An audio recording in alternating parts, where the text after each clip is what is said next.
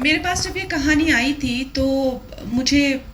Naturally बहुत दिल को हर्ट हुई ये कहानी सुन के कि ऐसा भी हुआ है, ऐसा भी लोगों ने इतना साहस दिखाकर देश के लिए ऐसा अ, एक तरह से मुझे लगता है कि जहाँ पे लोग मरते हैं, वारदात होती है, वहाँ पे ज़्यादा रिपोर्ट होता है, लेकिन जहाँ पे लोग बचा लेते हैं वारदात होने से, अपनी जान पे खेलकर जोखिम से, उसकी कोई बात कभी करता नहीं है। और तो और इस घटना के बारे में इतना छोटा मोटा कहीं लिख के हटा दिया गया। ऊपर से इनको कुछ 1 महीने का इंक्रीमेंट, अगर आप देखें तो आपको हंसी आएगी कि मतलब किस हौसले से ये लोग दिन ब दिन ऐसे भी इनकी ज़िंदगियों के बारे में जान के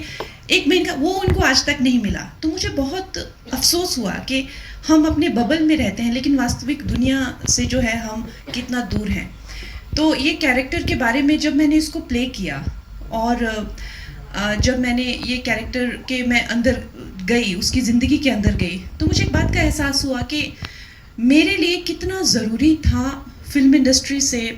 थोड़ी दूरी बनाना और एक वास्तविक लोगों के बीच में जाना, जो कि एक एज अ पॉलिटिशियन मुझे बहुत मौका मिला पिछले 1-2 सालों में। और ना जाने मैं अपने आप को कितना बेहतर एक कलाकार मानूँ, ना मैं अपने आप को कितना भी ग्रेट मान सकती हूँ, लेकिन ये सच्चाई का मुझे आभास हो कि अगर मैं उन लोगों के बीच में नहीं गई होती तो I would have been so incompetent in this role. आप एक कलाकार के बबल में सुबह उठते हैं, प्रोटीन शेक पीते हैं और जिम जाते हैं, उसमें रह के आप अनुमान नहीं लगा सकते कि एक वास्तविक ज़िंदगी कैसी होती है। और मैं चाहे मैं एक मिडिल क्लास बैकग्राउंड से आती हूँ, लेकिन फिर भी मैंने एज अ टीनेजर शुरू किया था, एक काफ़ी लंबा अरसा मुझे फिल्म इंडस्ट्री में यहाँ की ज़िंदगी। तो मुझे लगता है कि मेरे लिए एक to be worthy of this role, मुझे एक ऐसी कड़ी तपस्या करनी थी। जब मैं वो तपस्या के फेज से जा रही थी तो मुझे लगा कि मुझे ऐसी तपस्या क्यों करनी पड़ रही है, मेरा इससे क्या लेना देना, मैं तो एक कलाकार हूँ और यहाँ पे बहुत ज़्यादा तपना पड़ रहा है। तो जब मैंने किरदार निभाया तो मुझे इस बात का एहसास हो कि मैं कितना दूर हूँ, वास्तविकता से कितना दूर थी मैं, और कितना ज़रूरी था मेरे लिए वास्तविकता को समझना कि हर एक महिला हर दिन जो 4 बजे उठकर पानी भरकर लोकल ट्रेन में आते हुए सब्जी लेकर सब्जी काटते हुए जब घर जाती है और बीच में जो है उसको हर तरीके की अपमान का सामना करके, लोगों की जानें बचाकर, लोगों के एक्सक्रीशन साफ करके, बलगम थूक साफ करके जब वो हंसते हुए घर जाती है तो हमें अपने आप को देखकर बहुत छोटा महसूस होता है। तो ये कैरेक्टर को करते हुए मुझे इस बात का आभास हुआ। तो इस तरीके की कहानियों को बनाने की एक प्रेरणा जो है वो एक क्या सोच रहती है आपकी, जो इस फिल्मों के लिए, इन फिल्मों के लिए आप हाँ कहते हैं? ये जैसे रियल लाइफ की फिल्में जो बनती है ना, उसके चांसेस बहुत ज़्यादा है लोगों तक पहुंचने के लिए, और लोगों को बहुत अच्छी लगती है क्योंकि आप दिव्य भास्कर से हैं, जयपुर दैनिक भास्कर से,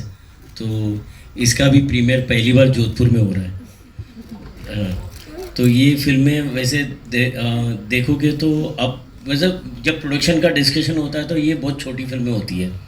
क्योंकि कमर्शियल फिल्मों से ये अलग होती है, क्योंकि उसके नंबर्स बहुत बड़े होते हैं,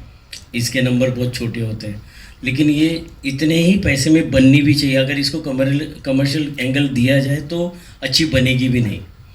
तो कंगना जी ने वैसे भी मतलब इतना अच्छा काम किया है, आप फिल्म देखेंगे तो पता चलेगा कि इनके भी लाइफ की जितने रोल हुए उसमें से ये अलग है। करना सवाल आपसे ही है। आपने कहा कि जब मैंने फिल्म से थोड़ी दूरी बनाई तब जाना कि ज़िंदगी में और भी कितना तप है, कितनी मुश्किलें हैं। मैं जानना चाहूँगी कि क्या नर्सेस के अलावा और भी अनसीन हीरोज़ हैं जिन पर आप फिल्म बनाना चाहेंगे, और क्या भारत भाग्य विधाता को एक फ्रेंचाइज के तौर पर आगे बढ़ाया जा सकता है? क्योंकि बहुत सारे अनसीन हीरोज़ आपने जब आप थोड़ी सी दूर हुई फिल्मों से और लोगों के बीच गई तो आपने देखा ज़रूर होगा। यू हैव नो आइडिया, मेरे लिए एक अलग दुनिया खुली है और मैं बहुत भाग्यशाली हूँ कि मुझे इतने सारे लोगों से मिलने को मिलता है। और आई थिंक बहुत सारे ऐसे लोग हैं जो भारत की रीढ़ की हड्डी हैं, और महिलाएं तो साइलेंट हीरोज़ हैं और अनसीन हीरोज़ हैं उस पूरे मूवमेंट के। आई थिंक चाहे वो फार्मर वुमेन हो, चाहे वो अपनी वीवर्स वुमेन हो, चाहे वो वुमेन हो जो बिना किसी के देखे और बिना किसी के कहे करोड़ों पेड़ लगा रही हों, और अगर आप उन महिलाओं से बात करें तो उनको आपकी कोई भाषा भी नहीं आती होगी, लेकिन उनकी जो इंटेलिजेंस है, उनकी जो आत्मीयता है, वो इतनी ईश्वरीय होगी कि आप सोचेंगे कि ऐसे लोग भी, और बिना किसी इसके कि हम कर रहे हैं उस भाव से। तो भारत भाग्य विधाता अगर इसे पसंद किया गया, और आगे चल के मुझे लगता है ऐसे बहुत कहानियाँ होंगी कहने के लिए।